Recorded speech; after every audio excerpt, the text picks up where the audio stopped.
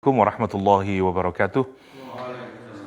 Alhamdulillah wassalatu wassalamu ala Rasulillah wa ala alihi wa sahbihi wa mawalah. Asyhadu an la ilaha illallah wahdahu la syarikalah wa asyhadu anna Muhammadan abduhu wa rasuluh wa sawfi wa khaliluh atal amanah wa nasahal ummah wa jahada fi sabilihi haqqa jihadih. Ikhwah fillah rahimakumullah, rekan-rekan semuanya dirahmati Allah Subhanahu wa taala. Kali ini kita mengawali Al-Qur'an bercerita dari surah Yasin ayat ke-12, inna nahnu nuhyil mauta wa naktubu ma qaddamu wa atharuhum wa kulla syai'in ahsaynahu fi imamin mubin. Al-Quran menceritakan tentang orang-orang yang memiliki rumah jauh dari Masjid Nabawi, di antaranya Banu Salamah, atau ada juga yang merujukan ke beberapa sahabat Ansar yang memang memiliki rumah jauh dari kota atau Masjid Nabawi. Mereka punya keinginan untuk menjual rumahnya sebagian, ada yang keinginan untuk berpindah mendekati rumah Nabi, mendekati Masjid Rasulullah Sallallahu Alaihi Wasallam. Nah, ayat yang akan kita diskusikan ini berkenaan dengan keinginan mereka. Allah SWT menyatakan, Inna nahnu nuhyil mauta wa naktubu ma qaddamu wa atharahum. Mari kita lihat yang pertama, Ikrimah. Kalau kita perhatikan sebelum membicarakan tentang sahabat Nabi yang berkeinginan untuk mendekatkan dirinya kepada Masjid Nabawi agar menjadi lebih intens atau lebih mudah bagi dia dalam melakukan sholat jamaah. Ayat ini diawali dengan orang-orang yang ditutup hidayahnya oleh Allah SWT. Bahkan semua arah untuk mendapatkan hidayah dikunci mati. Al-Quran misalnya menyatakan min baini aidihim saddan wa min khalfihim saddan fa'aghshaynahum fahum la yubsirun. Ya, dari arah depannya dikasih penghalang tembok, dari belakangnya dikasih penghalang tembok, dari atasnya juga ditutup. 3 akses untuk mendapatkan hidayah. Ya, apa aja yang ada di depan kita, yaitu the future atau the present, apa saja yang ada di belakang kita, the past, history. Apa aja yang datang dari atas, yaitu Al-Quranul Karim. Semuanya akses untuk mendapatkan hidayah itu ditutup oleh Allah SWT. Dan Allah kemudian mengunci dengan kalimat, Sawa'un wa sawa'un alaihim a'angzartahum am lam tunzirhum la yu'minun.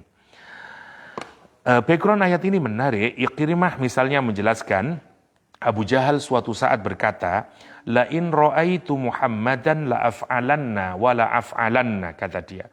Kalau aku melihat Muhammad, aku pasti akan melakukan ini, aku akan pasti melakukan itu. Maka turun ayat ini, Inna ja'alna fi anakihim aghlalan ila qawlihi fahum la yubsirun. Ya, kami jadikan di leher mereka itu belenggu, ya, sehingga dia tidak bisa melihat kanan kiri kecuali dia mendongakkan kepalanya ke atas.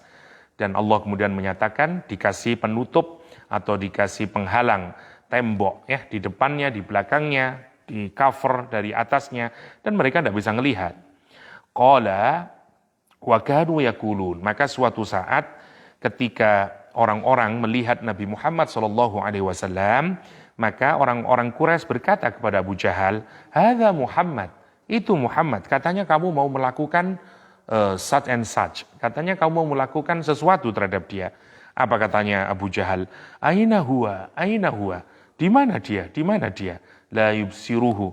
Kata Ibnu Jarir, dia tidak bisa melihat Rasulullah sallallahu alaihi wasallam. Ibnu Ishaq menceritakan dengan lebih detail, qala Abu Jahlin, berkata Abu Jahal, wahum julusun, sementara orang-orang sedang duduk semuanya. Kata dia, inna Muhammadan yaz'umu annakum intaba'tumuhu kuntum mulukan. Kata dia, sesungguhnya Muhammad menyangka, berjanji kepada kalian semuanya bahwa jika kalian mengikuti Nabi Muhammad SAW, kuntum mulukan, kalian akan menjadi raja-raja. Fa idza muttum, apabila kamu mati, bu'ithum ba'da mautikum, kamu akan dibangkitkan setelah kematian kalian.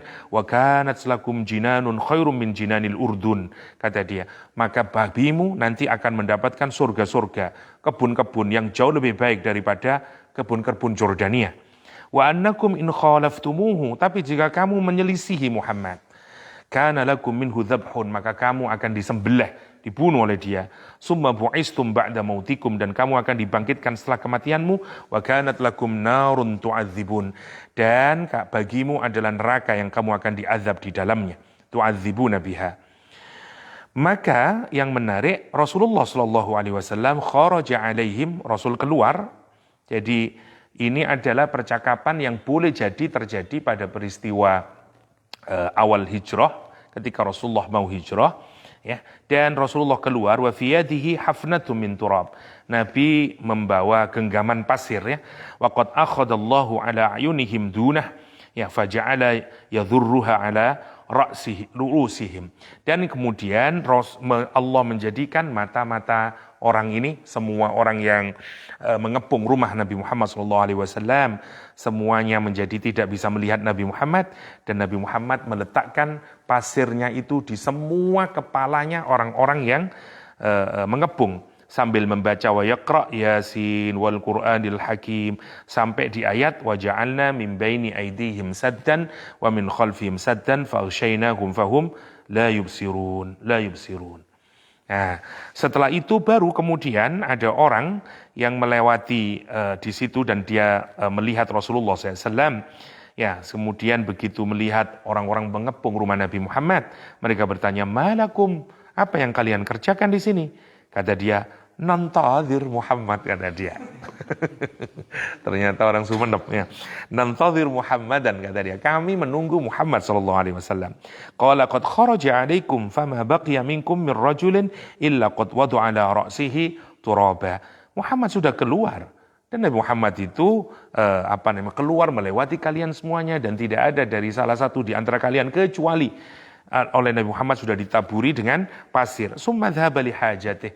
Nabi Muhammad sekarang sudah keluar memenuhi tujuan dia, keinginannya dia. Faja'ala kullu rajulin minhum yanfudhu ma 'ala ra'si min at-turab. Dan semua ngelihat, oh iya ternyata semuanya ada pasirnya. Ya. Menarik kalau kita perhatikan. Setelah Allah berbicara tentang orang-orang yang memusuhi Rasulullah SAW, ya, sampai pada titik membunuh Rasulullah SAW, mengepung rumahnya. Untuk karakter orang yang kayak begini, Al-Quran menyatakan sawaun alaihim a'angzartahum am lam tunzirhum la yu'minun. Sama saja, ya, mau kasih peringatan atau tidak dikasih peringatan, la yu'minun.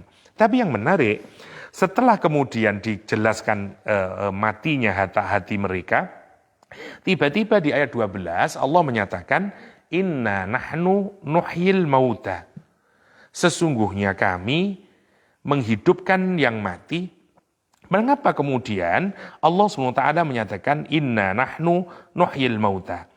Saya kira penjelasan dari Ibnu Katsir menarik. Kata Ibnu Katsir, wa fihi isyaratun ila anna Allah Ta'ala yuhyi qalba man yasha minal kuffar alladzina qad matat qulubuhum bid-dhalalah fayahdihim ba'da dzalika ilal haq kama qala ta'ala ba'da dzikri qaswatil qulub i'lamu annallaha yuhyil arda ba'da mautiha qad bayyana lakumul ayati la'allakum taqilun. Ibnu Katsir melihat munasabah, ya, yang diletakkan oleh ayat ini setelah Allah menjelaskan tentang orang yang tertutup mati hatinya, sampai kita melihat perbuatannya itu hendak membunuh Rasulullah SAW, itu kan bukti qaswatul qulub sudah.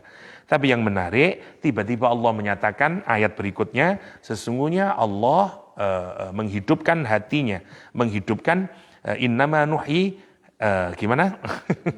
Inna nahnu nuhyil mauta. Sesungguhnya kami menghidupkan yang mati.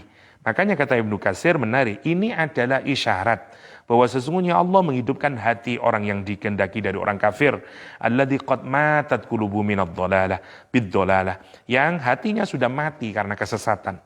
Fayahdihim, maka Allah kasih hidayah ba'da dzalika ilal haq, setelah kerasnya hatinya, setelah matinya hati tersebut kepada kebenaran. Ini persis seperti ayat Al-Quran yang lain, i'lamu, ketahuilah, Allah menghidupkan bumi yang mati itu, setelah diturunkan hujan, tiba-tiba kemudian kita melihat ada kehidupan. Kenapa? La'allakum taqilun, agar kita bisa melihat. Jadi meskipun Al-Quran seakan-akan menunjukkan bahwa hatinya mereka ini sangat keras, ya, sampai pada titik ingin membunuh Nabi, bukan berarti Nabi tidak mendakwai, terus saja. Karena sama seperti tanah yang mati. Kalau dia mendapatkan hujan, dia hidup lagi. Karena itu Al-Quran mengawali ayat ini dengan kalimat, Inna nahnu nuhyil mauta. Sesungguhnya kami yang menghidupkan al-mauta. Oke. Orang yang mati. Dalam konteks ini juga hati yang mati. Wa naktubu ma qaddamu wa atharahum. Dan kami menulis apa saja. Qaddamu yang kalian kedepankan, yang kalian forwardkan. Jadi dalam bahasa agama, kalau kita ini beramal, sebenarnya kita ini memforwardkan perbuatan kita. Karena itu, orang beramal itu menarik di dalam Al-Quran, kesadarannya mestinya sadar akan hari akhir. Karena dia beramal bukan untuk mendapatkan pahala sekarang. Dia beramal untuk mendapatkan pahala nanti. Karena itu ada kalimat qaddamu. Dia memforward. Ya, menarik kalimatnya. Wa naktubu ma qaddamu. Ini kesadaran bagi orang yang beramal soleh. Dia melakukan amal soleh untuk masa depannya, yakni di akhirat. Wa naktubu ma qaddamu. Yang pertama. Wa atharahum. Dan athar mereka juga. Jadi amal yang dia lakukan, dan setelah itu athar. Athar pada asalnya adalah bekas tapak kaki kalau orang melakukan perjalanan di pasir. Sehingga kemudian ada footstep-nya, ya, atau bekas kakinya. Lah, ini gambaran jadi dari orang yang melakukan amal perbuatan baik, ya, dan kemudian ada bekasnya yang nanti orang akan mengikutinya. Itu namanya athar, karena dia akan mengikuti langkah kakinya. Namanya athar. Nah, sekarang kalau kita lihat konteksnya pada ayat ini sebenarnya berbicara tentang tadi, ya, sekelompok sahabat atau orang-orang Muslim dari Banu Salamah. Misalnya Imam Ahmad menceritakan dari Jabir bin Abdullah yang menarik, fa'aradu Banu Salamah ayyantaqilu qurbal masjid. Kata dia, Banu Salamah berkehendak untuk pindah agar mendekati Masjid Nabawi. Fabalagha dzalika Rasulullah SAW, dan sampailah berita keinginan Banu Salamah untuk tinggal lebih dekat ke Masjid Nabawi. Innahu balaghani annakum turiduna an tantaqilu qurbal masjid, kata Rasulullah, sesungguhnya telah sampai kepadaku kabar bahwa kalian itu menginginkan untuk intiqal, untuk pindah dekat ke masjid. Qalu, mereka menjawab, na'am ya Rasulullah. Qad aradna dzalik, sungguh kami memang menginginkan agar kami bisa mendekati masjid. Faqala Rasulullah SAW, Rasulullah berkata, ya Bani Salamah, wahai Bani Salamah, diyarakum, kata dia, tuktab atharukum, diyarakum tuktab atharukum, kata dia, tetaplah di rumah kalian, karena Allah akan menulis athar kalian, bekas tapak kaki yang kalian berjalan dari rumah sampai ke Masjid Nabawi, untuk menunjukkan bahwa betapa banyaknya pahala yang bisa diraih oleh orang kalau rumahnya jauh, karena setiap tapak kakimu itu ada nilainya. Belum lagi nanti kalau ada orang lain yang akan mengikutinya. Karena itu Rasulullah SAW menyatakan, diyarakum tuktab atharukum, diyarakum tuktab atharukum. Riwayat yang lain, ketika terdengar berita begitu, Rasulullah SAW menyatakan, ya Bani Salamah, wahai Bani Salamah, ama tuhibbuna an tuktaba atharukum ilal masjid. Apakah engkau tidak suka dicatat atharmu, bekas kakimu, ya, yang kamu berjalan menuju masjid? Qalu bala fa'aqamu. Kalau gitu tetaplah di situ, jangan pindah rumahnya, kata Rasulullah SAW. Ada juga yang mengaitkan, misalnya tafsir Dulul Mansur mengaitkan kepada seorang laki-laki dari Madinah, ya, yang juga rumahnya jauh dari masjid, dan dia selalu sholat ke masjid. Karena jauh, kemudian dia dikatakan kepada dia, lawis taroita himaran tarkabuhu fir ramdha wa dhulma, kata dia, kenapa kamu tidak membeli khimar saja sehingga memudahkan kamu kalau ke masjid musim panas atau saat cuaca sangat panas atau malam ketika gelap gulita. Wallahi ma yasurruni, kata dia, anna manzili bilisqil masjid. Sebenarnya yang paling menggiurkan aku itu bukan begitu.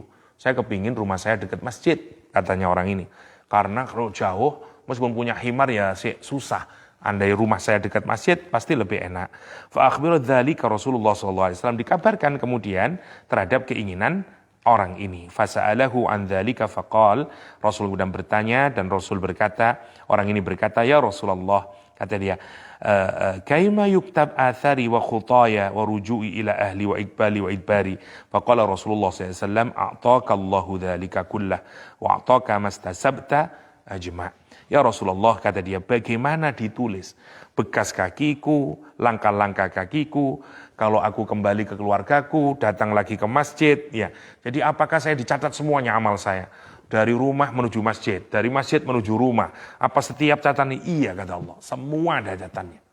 Dan ini yang, makanya kalau kita bisa rumahnya tetap jauh dari masjid, tapi datang ke masjid, itu yang the best. Ya. Masalahnya kalau makin jauh, itu makin berat. Ya, itu yang membuat kita ini kesusahan sebenarnya. Ma khata rajulun, kata Rasulullah SAW, ya, khutwatan illa kataballahu lahu hasanah au yahuttu anhu sayyi'atan. Ya, tidak ada langkah dari seorang laki-laki kalau dia melangkah kecuali Allah tuliskan baginya kebaikan atau Allah hapus baginya kejelekan. Satu langkah menghasilkan kebaikan, langkah berikutnya waktu kita mengangkatnya begini dapat kebaikan, mengangkatnya dapat kejelekan kita yang diangkat oleh Allah SWT dihapuskan. Karena itu sangat penting sekali sebenarnya kalau kita memfikirkan balasan itu sebenarnya prinsipnya diukur dari taat kita, kesusahan kita. Al-ab'ad fal-ab'ad minal masjid a'dhamu ajran, kata Rasulullah. Semakin jauh dari masjid itu lebih jauh dari lebih besar pahalanya. Jadi nanti kalau belum punya uang beli rumah jauh dari masjid ada alasan. Kenapa? Melaksanakan hadis Rasulullah. Ya. Al-ab'ad fal-ab'ad a'dhamu ajran. Ketika ada seseorang meninggal dunia, tuwfiya rajulun bil Madinah, di Madinah. Fa shalla alaihi nabi mensolatinya, faqala ya laitah mata fi ghairi mauludih. Aduhai, kata Rasulullah, kalaulah dia mati bukan di negerinya. Faqala rajulun minan nas walima ya Rasulullah. Kenapa ya Rasulullah? Kalau dia meninggal di tempat yang jauh, Rasulullah SAW menyatakan, innar rajula idza tuwfiya fi ghairi maulidihi qis lahu min maulidihi ila man qati atharihi fil jannah. Nanti kalau orang itu meninggal bukan di tempatnya, di rumahnya karena perjalanan yang jauh, nanti malaikat itu akan mengukur jarak dari tempat lahirnya sampai ke tempat dia meninggal dunia, dan seperti itulah dia nanti masuk surga. Maksudnya semakin tinggi derajatnya. Untuk menujuin apa? Capeknya, taabnya. Karena prinsipnya tadi ya, semakin berat kita melakukan ibadah, sebenarnya juga pahalanya juga semakin berat. Masyaitu ma'a Zaid bin Sabit, katanya siapa ini? Anas bin Malik. Aku berjalan bersama Zaid bin Sabit dan kemudian aku mempercepat langkahku. Anas kemudian Zaid bin Sabit kemudian berkata, ya Anas, ama sya'arta annal athar tuktab? Kata dia, kamu enggak kerasa dah bahwa kalau setiap langkah kaki kita itu dipahala, mendapatkan pahala. Santai saja, biar tambah banyak pahalanya, kira-kira begitulah. Ya. Itu untuk menunjukkan bahwa sekali lagi langkah kaki orang untuk menuju kebaikan itu semuanya mendapatkan pahala dari Allah Subhanahu wa taala. Apalagi kemudian ada hadis yang mengingatkan kita semuanya, ya, man sanna fil islami sunnatan hasanatan falahu, ya, maka dia akan mendapatkan pahala sebagaimana pahala orang yang melakukannya. Sekarang bayangin, athar berkenaan dengan hal tersebut. Berkenaan dengan bagaimana kita ini kalau melakukan amal ada dua hal yang harus kita perhatikan. Yang pertama, kita ini kalau melakukan amal pastikan ma qaddamu. Kita berpikir bahwa amal itu untuk kita targetkan di masa depan. Bukan kita beramal untuk mendapatkan perolehan di dunia ini. Karena yang di dunia itu sebenarnya hanyalah bonus. Allah sudah mesti ngasih, jangan takut untuk itu. Tapi yang harus kita benahi adalah kalau kita beramal, pastikan kita beramal dengan motif kita menforwardnya memforwardkan untuk masa depan kita. Itu yang disebut dengan qaddamu, bahasa kita. Qaddamu wa atharum, sama seperti orang menabung, sama seperti orang apalah deposito atau apalah. Dan kita ini tidak kepingin kalau menabung sekarang juga mendapatkan bonusnya, enggak, maunya nanti. Waktu pensiun, nanti waktu anak-anak sudah membutuhkan biaya pendidikan, dan seterusnya. Itu konsep yang diajarkan dengan ma qaddamu. Yang kedua, wa atharuhum, kita juga harus berpikir kalau beramal itu, apakah amal saya itu, perilaku saya itu akan ada athar setelah saya meninggal dunia. Misalnya, karena itu ada ulama yang menulis buku. Kenapa? Karena berpikir athar. Ada orang tua yang berpikir tentang pendidikan anaknya, karena dia berpikir tentang athar. Ada siapapun saja yang berpikir dengan apa kira-kira yang aku tinggalkan setelah aku meninggal dunia. Ya, orang tua terutama berpikir tentang investasi terhadap anak. Ya, kenapa? Karena dia yang akan menjadi al-baqiyatus shalihat, baqiyatus shalihat. Karena itu penting merenungkan man sanna fil islami sunnatan hasanah, siapa yang mentradisikan dalam Islam satu tradisi yang baik, kana lahu ajruha wa ajru man amila biha. Ya, min ba'dih min ghairi ayyan qussa min ujurihim sayi'ah. Maka dia akan mendapatkan pahalanya dan pahala orang yang mengikutinya tanpa dia dikurangi sedikit pun. Ya, itu yang penting untuk kita pikirkan berkenaan dengan amaliyah. Jadi prinsip yang pertama adalah perbuatan amal soleh itu ditentukan dari kesusahan. Karena itu kasusnya orang yang lebih jauh dari masjid, tentu saja dia akan mendapat pahala lebih baik lagi, lebih banyak lagi. Kenapa? Karena dibutuhkan juhdin, dibutuhkan usaha yang lebih sungguh-sungguh, nomor satu. Yang kedua, poinnya adalah ingatlah kalau kita beramal tujuannya adalah nanti qaddamu. Yang kedua, yang ketiga adalah pikirkan juga kira-kira apakah amal kita akan diikuti oleh orang lain sehingga kemudian dia akan menjadi pundi-pundi amal soleh kita kelak meskipun kita sudah meninggal dunia. Demikian, hadanallahu yakum ajma'in. Wassalamualaikum warahmatullahi wabarakatuh.